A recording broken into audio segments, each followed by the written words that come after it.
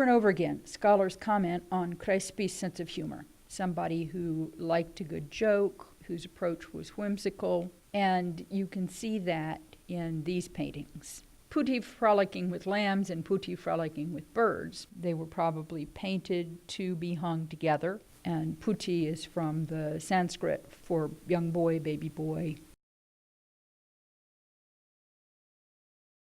These children are having a great deal of fun.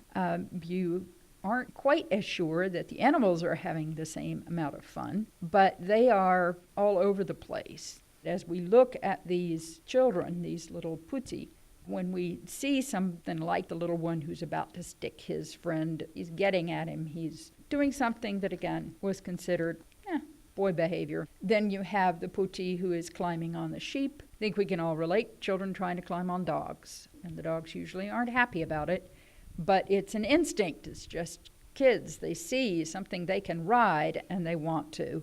And in the other painting, you see these Putti frolicking with birds. It looks like one of these Putti is taking them out and handing them to his friends to play with. Again, this is something that we would be maybe a little queasy about because children often damage little birds. But this was part of children being children and children being slightly on the edge of being cruel. There's a sense of innocence, even as there's also this undercurrent of perhaps not so pleasant mischief. The sense of humor is a bit rough. There's a great deal of what today we would call slapstick. Cruelty was considered funny. It's an odd combination, but it's very 18th century. Crespi was himself a rather naughty boy. In fact, he was kicked out of one of his art schools for making a satirical picture of one of the patrons of the school.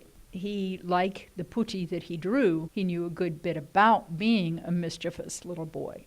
You see again, one of the Putti, the one in the center, is holding a rod, and it's hard to know exactly what that was for. Maybe it was a switch, maybe it acted as a sword, a play sword.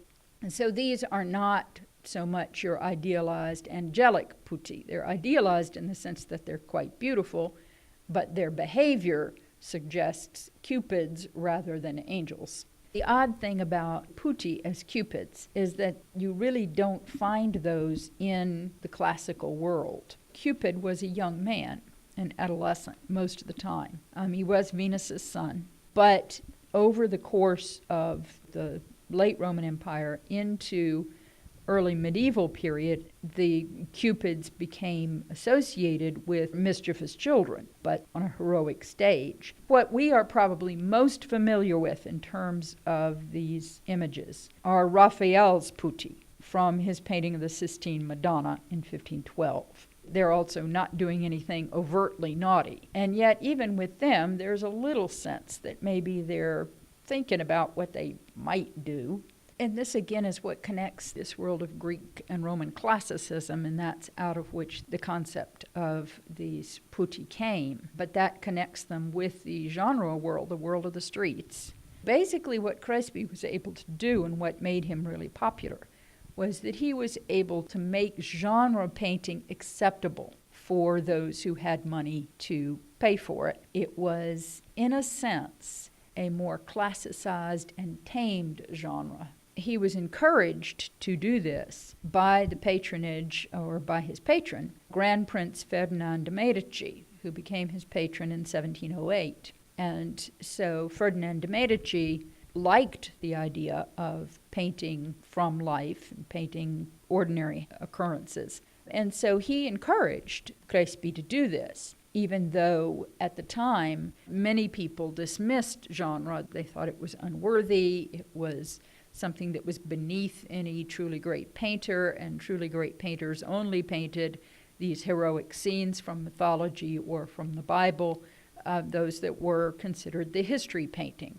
But Crespi was clearly interested in going outside of that and looking at daily life and making that, in a sense, heroic. Crespi's son, Luigi, who was also a painter, claimed in his biography of his father that his father's creative energy was most strong in his observations of nature. He's interested in depicting the natural surroundings as they would have appeared. And we do have a very clear picture of the animals, and they do stand out in some ways on their own. So you have sheep, you have rabbits, you have birds, and these are all domesticated, and these are not intended to be viewed as wild creatures. It's about agricultural nature, and that's why these are in some ways the epitome of the pastoral. Pastorals are almost always idealized.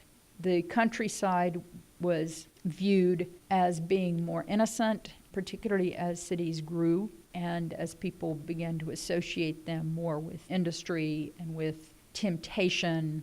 The countryside was seen as a counterbalance, as a place of leisure, as a place of innocence, as a place closer to nature. The putti in a pastoral setting are associated much more with harmless pleasures, and Crespi is good at capturing that.